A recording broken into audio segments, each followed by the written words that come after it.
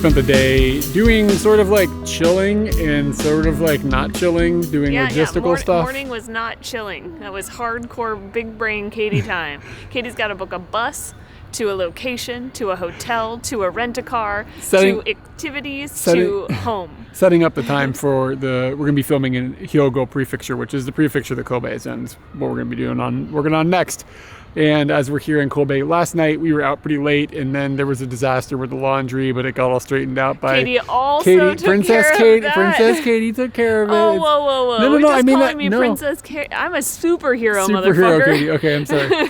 Katie got it all sorted out, and everything is good to go. And then this morning we hit like 5 a.m. I was like, you should go to bed. Anyways, so this morning we just spent some time at a coffee shop, and then we went to Jesus Pizza, and we got some Jesus Pizza, and we've come over to what apparently is the only Japanese-style garden in Kobe. Sorakuen. Sorakuen? Is that what it is? Okay. And it's a cute little Japanese garden, as many of them are, and it's a cheap one. It's only 300 yen to get in, and probably totally worth it. They've got the pond and lots of koi fish, and some of the orange bits are still left over from the autumn changing leaves and things like that. So it's been a really pleasant little stroll. And they've also got one of the buildings that was in the neighborhood that we walked through yesterday that had all of like the foreign colonial style buildings. And they've moved this one here. And of note, this one had a chimney on the second floor until the giant earthquake that hit the Kobe region in 1995. And that chimney fell through the floor. And then they moved it out front, and they were like, this is the thing that happened. And we had learned a little bit about the earthquake yesterday down at the port. They had this display that explained how the port had been basically just completely destroyed by this humongous earthquake that just shredded through Kobe in 95. It affected 116 kilometers of infrastructure road or something like that along the port. And we saw some crazy stuff yesterday. And then also, I mean, this was a serious event, y'all. Like, so a lot of people maybe is too young. I was like 15 when it happened. I vaguely remember hearing about it, but I didn't like absorb it at the time. When I read, because I read about earthquakes, because obviously like 3/11 comes up a lot, like the Great East Japan earthquake, but they talk about this Hanshin Awaji earthquake, which is the name of the earthquake that happened here in 1995. And I read about that, and it doesn't ever mark the year, so I consider it ancient. Oh yeah, I consider it so, and I never knew about it. It's just an earthquake that showed up in text that I started reading about. I had like American Online when this was happening. It's not that old, you know what I mean? And it's like, I mean, it was dramatic. I think they said, 40,000 people were killed in this earthquake? I think that's what the number was, which is just like an unfathomable number. So this is just another little thing that's like a reminder of that like massive event. I'm sure that the city is speckled with those types of reminders of such a thing, since it was such a huge event. And I don't know what else we have planned for today, but we're going to be hanging out tonight and then tomorrow also in Kobe before we head off to Hyogo, the prefecture area of this area. Some Fika is going to happen soon. And I know you've been trying to eyeball some Fika, climbing over, like looking over fences and stuff, trying to figure out a way to get into some Fika. So hopefully that's coming soon. Fika's another of my superpowers. Logistics, laundry, and Fika. There we go. That's your three. There you go. Okay, that's good. I'll go with it. That's why I keep you around. Katie has wrangled us up a pretty good Fika. We've come down to a little pastry shop, but it's kind of a cafe at the same time because it's not just takeaway. You can actually sit down and have the bite. And apparently the chef here studied in France for 2 years to learn how to make, pastries. And he's done a pretty good job because we've got a couple of pastries that here are pretty good. Mine is specifically delicious.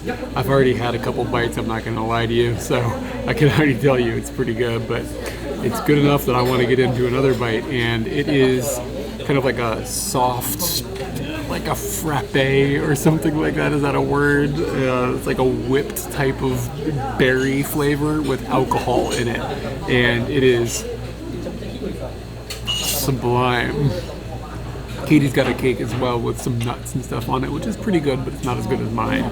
And we got Katie's calling it a manly dessert. Yeah, definitely. We tend to have this thing where we order food, and Katie orders the manly-looking thing, and I order the not manly-looking thing, and the server always gets it like they assume the opposite. It always happens to us.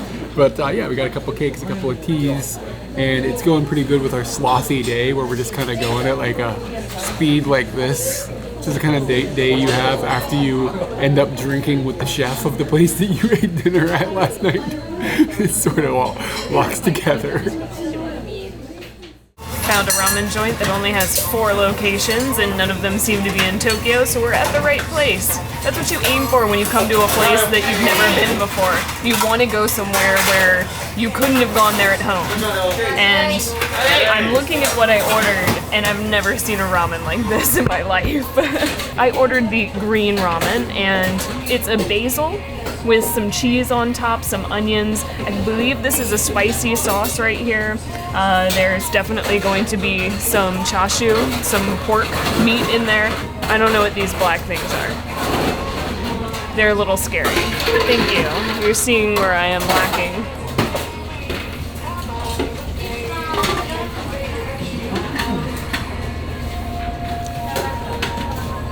Unknown, but unoffensive. Like, almost tasted like nothing but like kind of a vegetable crunch. Menma? It could be menma, but it doesn't have the flavor that menma usually has. Oh, a cool thing about this restaurant was that she came and asked us like how hard we want our noodles, and if you know me, I like them hard. And katamen is like the highest I've seen on that list before, but there were 3 levels past katamen. I don't know what is happening in this bowl. You're a raw noodle, bro. Yeah, I'm imagining it will be extremely stiff. Okay, no. It's been cooked. That's a good sign, but not too much.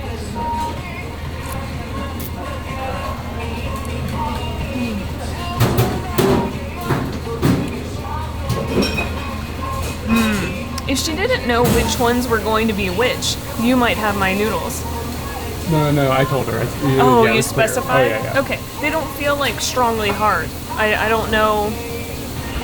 They just feel kind of normal. They're not soft, I can tell you that. I'm going to try your noodles and see if there's any difference, but I'd say I'm unimpressed with the hardness. Like when you order oni hardness, like oni to me is like devil, so like I really expected to regret my choices, and I do regret that it has turned out this way, but not in the way I thought it was going to.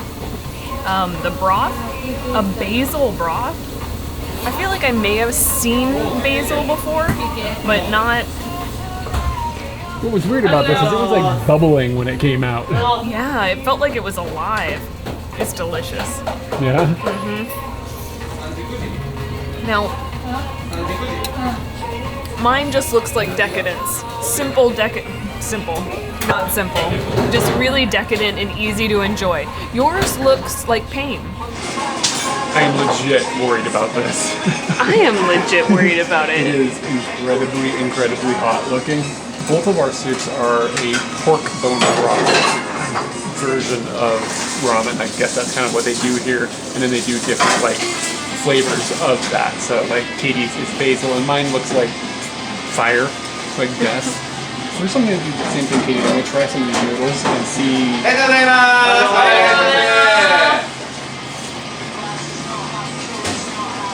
They're fine. They're not spicy. Holy shit. And the noodles are fine. I'm gonna go ahead and break into some of this and see what we've got. I think it's maybe pork or something. I don't know. I'm not sure what I got. Oh, it's good. It's really sweet, actually. It's like a ground pork, ground beef, something like that. And it's infused with some sort of sweetness to it, which is probably going to help with this situation I'm about to get into. Looks like I've got another piece of pork here in the soup.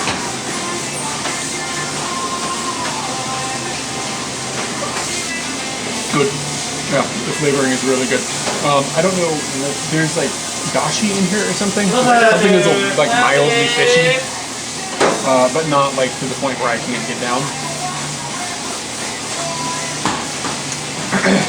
Oh. This is going to be an adventure to get through for real. Yeah, well, I won't cry. I'll be fine. There won't be any tears. I have seen you cry before. Eric, I will videotape your tears if I want to. You remember when you were like, it's not gonna make me sweat, there's a teardrop on your nose now. Oh, and you said it wasn't gonna be a problem, so I fear the tears. My mouth's a little spicy. Like, it's kicking a little bit, but it wasn't like ridiculous. It's not as bad as I thought it was. I told her to do like medium spice instead of like mega spice. Mega spice probably would have been like a dramatic issue. But that stuff looked way, way scarier than it turned out to be, which is a good thing in this case. We looked up the restaurant, and it's a place that's from the Kobe area. It's called Ga Shoken, and it actually has a location in Honolulu in addition to a few in Kobe. So if you're in Honolulu and you want to try some really spicy soup, I would recommend actually not getting that one and getting the green one that Katie got with the basil, because that was actually really, really good. Very unique. It was like a basil that I've never had before. The other thing I kind of wanted to mention is that we don't know how to talk about nightlife stuff. Like, this place has got a vibe though, like for sure. There are a lot of people out. There's an endless number of different restaurants. It's Friday. And yeah, it's Friday, so that makes it even more people out. But I noticed even last night, Thursday night, we were walking around, there was a lot of people out. But there's a good vibe in Kobe, like if you're into nightlife stuff. And we don't go to bars and things like that really, but we like to walk around and just like kind of like people watch and like just, you know, catch a vibe. And catching a vibe here is pretty good. There's a lot of different like little nooks and crannies that you can go up and down. There's a Chinatown that's a few blocks that is kind of, you know how Chinatowns kind of feel a little bit touristy. It's kind of got a little bit of a touristy vibe, but it's still kind of cool looking, like those, you know, those Chinese lanterns and stuff hanging, and it's got a different vibe. I just don't want to omit that that vibe exists, because I think it's an important thing, especially for the people who live in Kobe. Even though it's not something that we jump all the way down into the hole of, it's like, you know, it's cool, it's here. It's really easy to talk about this. Kobe has grit and it's cool. Like, I've only been here a few days and I really like it. It has a good gritty feel to it. There's something about the size of it too that makes it feel accessible. You're still talking about it. You don't need to say anything more.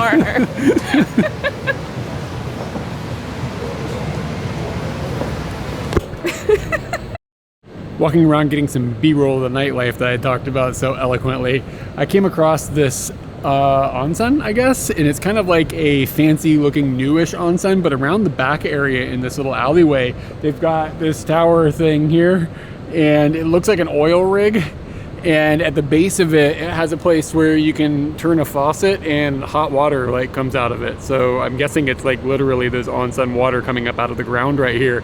And it says that you can just take some of this onsen water home. If you just want to come and get some hot water and go on your way, that's totally cool, as long as it's within the regulated hours. I came around this other side and I found a sign. It's kind of explaining some things. And it says it's from the Hyogo Mountains, like the Hyogo Mountain area, and I'm not familiar with the area around here very well, so I looked it up, and it's like 12 kilometers from here. So to me that means, like, is this hot water coming out of the ground here in the middle of the city, or did they truck this in and heat it up, or what's happening? Because this is onsen or a sento? I don't know. But it also says that they use it for like some famous like Nihonshu. They make sake with it. But then at the bottom here, it says don't drink this onsen water.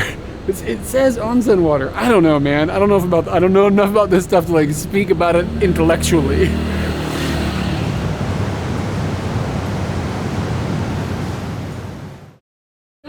Once upon a time, we thought that breakfast in Japan was a difficult thing, but I think what's really come down to is that if you're inside of a city, you just gotta know what to look for. And if you look up toast set on Google, it'll pull up a whole bunch of places that have like these traditional style toast breakfasts that I've kind of in love with recently. We've come to yet another one. This place is kind of a ritzy type of toast set place, but it's not that expensive. The set is 800 yen, and it comes with 2 pieces of toast that has got some intricate looking beautiful toppings, a bowl of fruit, and a drink. In my case, I got some tea. You can have coffee or juices and things like that. There's a couple of things on the toast that stick out as specifically interesting. One, I believe what I'm looking at here is this. First off, the toast came into 2 pieces. I didn't expect that. 4 toast pieces. but I believe I'm looking at asparagus. Is this asparagus on this toast? Whatever it is, it just disintegrated. I expected to have like oh yeah, it's asparagus. It's just been like steamed or boiled or something to the point of where it doesn't have any rigidity anymore. It just completely fell apart. That's gonna be hard to bite into on camera and not look like an idiot. So let's just trust that the tomato is good. The toast itself is not, it's a different taste than normal. It's not like the buttery stuff, the thick buttery toast. It's totally different. It's fine, it's bread. It's not like anything to write home about. And I know everybody's going to be excited about this. And I want to have a little quick discussion about bacon. And sometimes this gets mistaken as bacon, and we've been a source of this lie. If you think of this floppy meat as ham instead of bacon, it makes it good.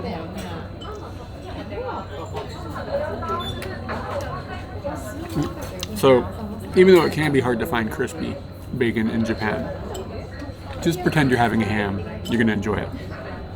And the most amazing part of this specific set is this bowl of fruit, which fruit is kind of expensive in Japan, and they put it into like a pink sauce. The pink sauce is, it's like a soda. It's like carbonate. Is it carbon? I think it's carbonated. It's maybe not carbonated, but there's a fizziness happening. Like something about what you just did made me feel like you were on a Carnival cruise. I'm feeling like with the drinking out of it.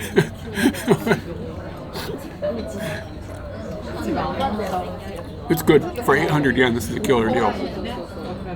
The vibe in here is kind of cool too. There's a bunch of like ladies hanging out together, and there's some construction worker dudes back there a minute ago getting ready for the day. Like it's a whole like melting pot of different cultural backgrounds hanging out together.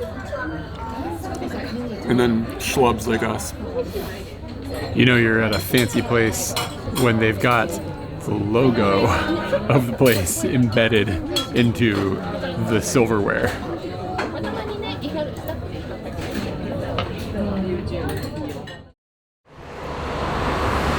We spent the morning at a earthquake museum that they have that is related to the 1995 earthquake that I mistakenly spoke about yesterday because I said 40,000 people had died, and it was actually around 6,000 to 7,000 people that had died, but 40,000 people were injured. So somehow that number just got jumbled in my head.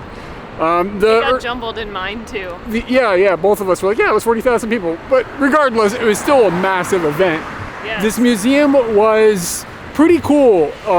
Cool is like a good way to say something about a disaster. It was well done. It was well done, yeah. Very well done. They had some movies and stuff that they played, but they weren't like, you know what I mean? Sometimes museum movies aren't so good. This was actually pretty good. You really felt like you were inside of this thing. We watched two movies. One of them was in like a room where the room didn't move, but the way that they structured the screen and the intensity of the sound really made you feel immersed in it. The second movie that we watched was kind of from the point of view of a young girl who went through the earthquake and talked about how it affected her family, how it affected the community, and how they recovered from everything. It was a really, really good way to give you a personification of such a huge event. And then there was, of course, like the thing where they show a bunch of different artifacts and stuff that had been damaged during the event, or pictures of the things and all of that stuff. And it was, I'd say, it was like 300 yen to go see that half of the museum. And absolutely worth it if you're in the area. It's a good way to give yourself perspective on the thing that happened here. Yeah, and then I sit here and I think to myself, that happened in 1995. Nothing bad has happened in my lifetime. I have some news for you, my sheltered white girlfriend. They had an extra 300 yen you could pay that then basically showed you like all natural disasters and like how to avoid things and how to like stay safe and things like that. And that half of it was probably not really worth going and doing. It was fine. And it was also, it was still well done. It was very well done. They wanted it to be more interactive than it felt like it was supposed to be. We just ended up kind of waiting around for things and using machines that worked well but just weren't that interesting. My take on it is that it was mostly for education, which is good, but I think everybody that goes through either of those museums like should be shown the educational stuff. Like everybody that sees the first museum should have to go through the other one at least and kind of get a glimpse of what's going on. And by so the fact that by education, you're kind of saying like personal, like everyday education about how to deal with natural disasters. Yeah, so it was like, you know, if the earthquake level is like this, what should you do? Or the flood level is like this, like what should you do? And like just teaching you what you should be doing. And it's like knowledge everybody should have. So I find it odd they segregated that to a different price tier, even though it was only $3, you know? But yeah, it was I thought it was a good experience, and my takeaway, if you're ever in the area, is definitely check it out and educate yourself a bit so that, you know, if it goes down, you're ready. They did a quiz thing at the end where like you had two options of like they present you with a problem, you have to determine what you're gonna do. Totally got the first question wrong. Would have been a goner. The helicopter would have had to come and get me on the second floor. Oh man, I'm not ready, Eric. Even though we got noodles last night, I was really craving meat on rice. Just any nikudon would probably have done, but we walked around for a long time and didn't find anything like this. We've come to a shop, just randomly walked across it, and basically you choose the meats that you want. They're gonna put it on top of rice, and then you get to also choose the sauce that you'd like on the top. And I have chosen a shoga on top of my 3 types of meat, which are chicken necks. Scary. Are chicken necks good? Do people like this? It said chicken lover's favorite. Now he's like, I don't trust chicken lovers. Then I've got spare ribs, which both of these I assume have bones. Am I wrong about that? Yeah, you're wrong. That's why I was steering clear of it. I was like, oh, I'm not gonna get those. This fly. I literally had to flick him directly like 6 or 7 times. He does not care about humans. Watch this shit. Watch this shit. He does not care. What is this? I normally am not freaked out by bugs, but something about him feels like he is in control of the situation. Okay, back to the meat. I don't know what the third meat I got was, because I was so consumed with the idea of spare ribs and chicken necks. I don't remember either. Okay, well, that one is not exciting. I'm gonna go straight into the chicken necks, because I think I can determine which one those are. Looks like this. There's no bones in there? You've had this before? It's weird seeing you be picky about something.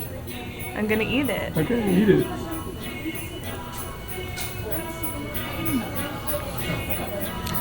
A little crunchy. Yeah, it's fine. No bones. They don't have bones in their necks? Yeah, like the craving that I had last night is being satisfied completely now. And this is a spare rib. Oh yeah. Wow. And we got soup. Is the fly on there, and that's why you're freaking out? Yeah, maybe the fly picked it up. Yeah. The soup's got some eggs and onions. And Eric seems a little charmed by this soup. Flavorful, but relaxed. Nori-san, our Kobe beef extraordinary chef, raved about the Kobe water, and we kind of maybe wrote it off a little bit in the sense that anywhere that has sake is going to like proudly talk about their water. But there's actually a water kind of center here, and behind me is a vending machine where you can purchase Kobe water. So we're gonna get some. I'm gonna not die by bicycle right now.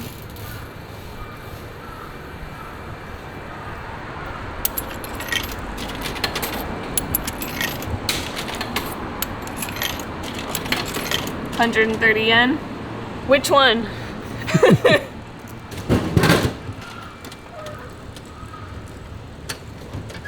Another interesting note is that over here, you can come and fill up a jug of water, and it even says that it takes about 2 minutes to fill up like a 2-liter bottle. We don't know why it's dripping so slowly, but it is quite dripping slowly. The water is not powerful, but hopefully it's delicious. I'm trying to get in here. I know how to open bottles. No smell. That's a good thing with water. Yep.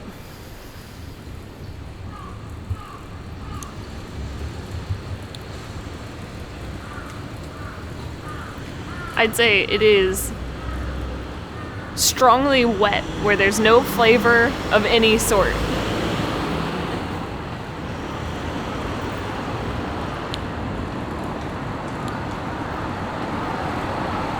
Yeah. It is almost as if it's just the absence of flavor. And for a long time, I didn't think that water had a flavor. But now I know that some water does. This one doesn't. But it's not bad by any means. I don't know. My water review sounds bad. But it's water.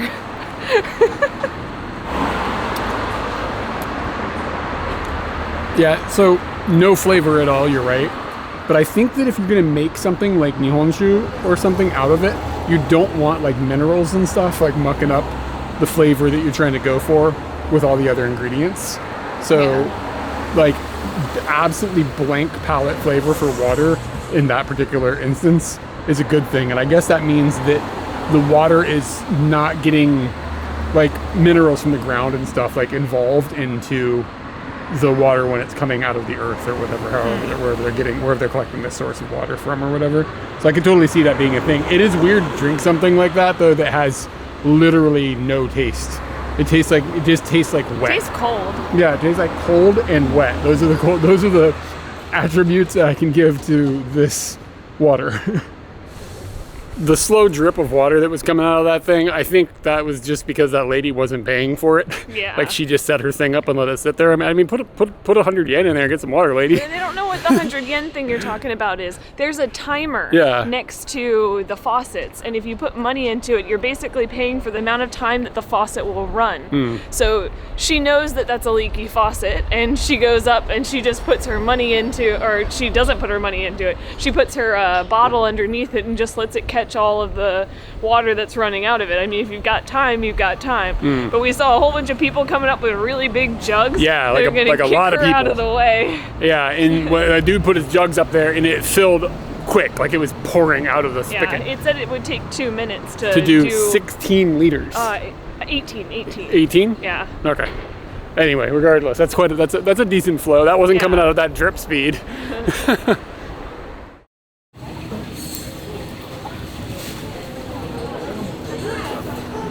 This is the one I'm excited about. You got this weird thing. I feel like we've been doing a master class in touristing for like the last half an hour. We got our bags from the hotel and then we came to Chinatown. Like that is mega touristing. Like, and pulling them through these crowds has not been a happy moment. It's a Saturday too, so it is pretty busy as far as the number of people that are out and about here. We have hit a couple of little stalls that are outside to get some street food basically, which is fun. I have got a momomon. And we think that inside of this momomon is going to be some sweet treats of some sort. And Katie has a gomadango, which is just goma. We're going to be getting on a bus in a few minutes. Goma is sesame, by the way. But we're going to be getting on a bus in a few minutes to go to the other side of Hyogo Prefecture. And that means we're going to be leaving Kobe City. And I thought we would just do this and maybe have a quick discussion about how you felt about our time in Kobe, to Kobe. Did we do to Kobe yesterday? But to today's Kobe? To today's Kobe.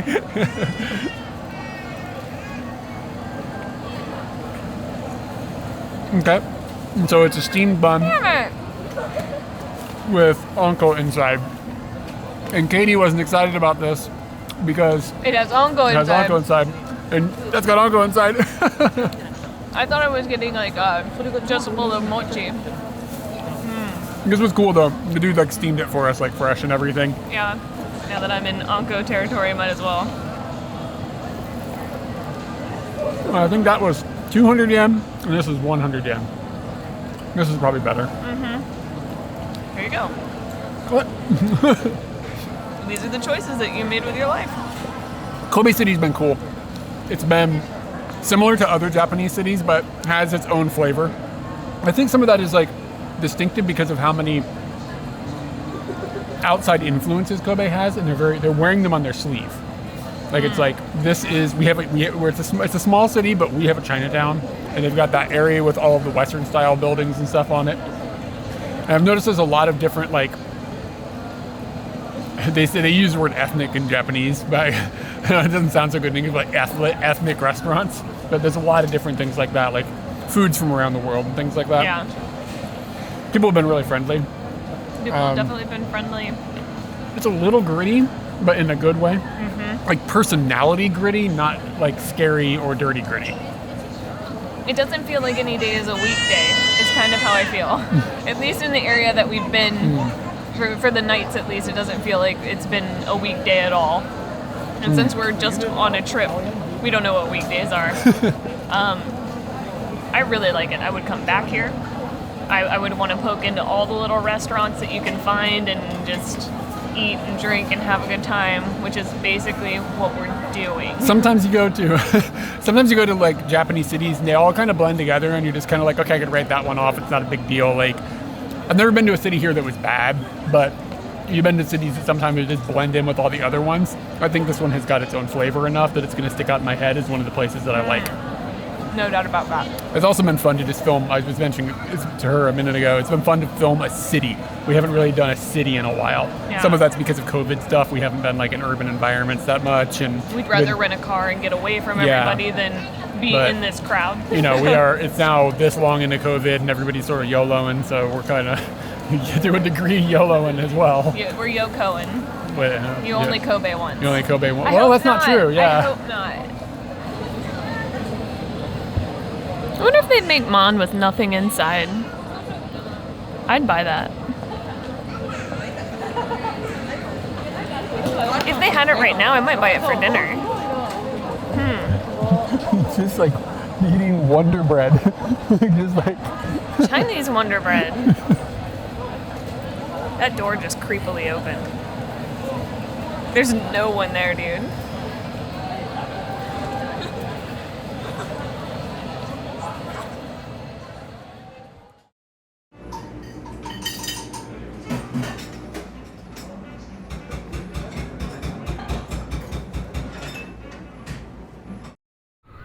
Let me get up on this mound.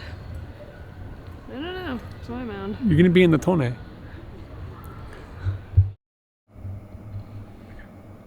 think I should add an egg with dinner. An egg would be nice. Gonna start over. So this is Kobe number 2, day 2. And apparently 2 and 3 actually. 2 and 3. What did we do? Stuff? Yeah, stuff in Kobe. Yeah, did a little park, had some food, did a lot of eating. Oh, I tried to see that little park from a hill recently. Oh yeah. Yeah, I was in Kobe with some friends, and it was very reminiscent of this time. I really like Kobe. Kobe so your takeaway in this video was that you really enjoyed it. I kind of feel the same. I think it's unique. We just talked about this like in the video just moments ago for them. For us, it's been months, but yeah, I think we both see Kobe as a really cool town. It's really cool, really almost unique, even within the way Japan cities feel and stuff. It has its own vibe. It definitely has its own vibe, and it makes me excited. It makes me want to go around and like find things, and some places don't really do that. Maybe I think that happens with you everywhere, but with me, certain places really trigger it, whereas other places like Kyoto, I could just take a nap. But Kobe, dang, shots fired. Kobe, I feel like I just kind of get excited. I did a wander, man. I wandered there. Wow. But anywho, if you really enjoyed this video, you can get more involved in this project and have fun with us. You can go over to Twitch, Facebook, Twitter, and see more content that's coming out. And a big shout out to all the Patreon people who made this love for Kobe happen. We would not be going and enjoying these things. We wouldn't have gone if we hadn't had this project to work I would not know that Kobe towards. was a great place. Yeah, so thanks to everybody that helps us out on Patreon, and that's a place where you can get some perks and stuff from us to help us continue making videos. If you're into that kind of thing, check it out. It's all linked down below. We need to print postcards soon. In like 2 days, gotta print postcards. And also, right where you are right now, if you want to help us, you can just go and ring a bell and a subscribe thing. And then leaving comments and stuff. It just tells YouTube that you're interested in what we're up to, and it'll keep you in the loop. And if you don't do those things, it might tell you, like, just forget to tell you that we exist. It's the whole thing. Oh, that's a shame. It is a shame. And yeah, you have to do the trifecta. I guess, I don't know. It's too much work. Why can't you just press the subscribe button and have it work? Why is the future so hard? Do you know what I mean? The future so hard? Why is the future so hard? But anyway, speaking of the future, like Katie mentioned, we have a Twitch, and I'm pushing the Twitch hard right now, hanging out over there quite a bit, trying to do more stuff like walking around, showing things outside, and like bike rides and video games and all the stuff that people do on the Twitches. So if that's your thing, check that out down below and join us over there, because we've been hanging out there quite a bit lately. It's been a good time. I might do some streaming later. Oh, like today? Yeah. With Mario? With Mario. Okay. There's new DLC out. All right, anyway. Get hyped. All right, thanks everyone. Drive this harder. Oh, faux rent.